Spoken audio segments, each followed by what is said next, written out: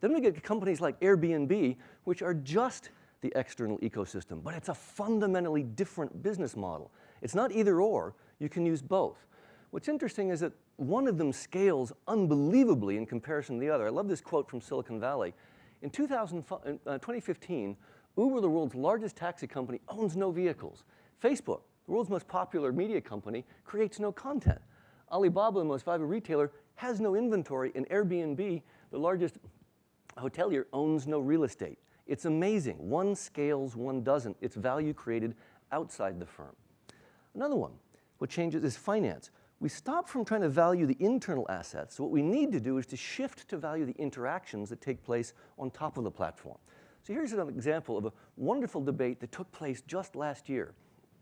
So last year, folks were trying to figure out what was the value of Uber. So there's a debate that took place between Aswath Damodaran, who's a famous finance professor at NYU. He's written textbooks in finance, won the Herb Simon Prize for lasting research. So this guy's really sharp, it's no slouch. He's wondering why the Silicon Valley investors are pouring so much money. At the time, they had valued the firm at about $17 billion. And what he did is he used the traditional tools of finance.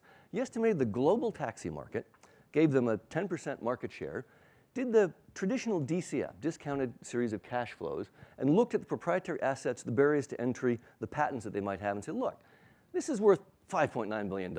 If you don't believe me, here's my spreadsheet. Go run your own numbers.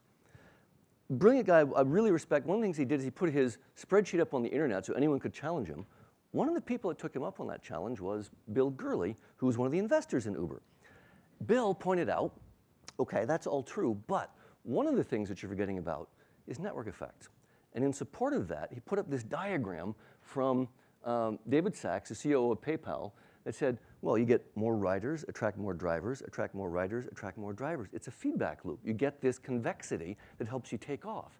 Once you get sufficient density and penetration, you can add new kinds of interactions. So from there, you can start to move into the rental car market. From there, you can start to move into the second car replacement market. I now have a 16-year-old kid, so I'm actually really interested in getting Uber as opposed to the second car. Right? So that's going to be in there. And from there, you can actually move into the delivery market.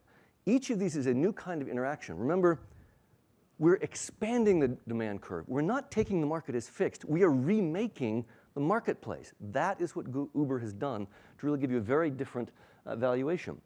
And interestingly enough, if you look at the data between 2009 and 2014 when the debate took place, he said the demand for taxi services in San Francisco is already 3 times.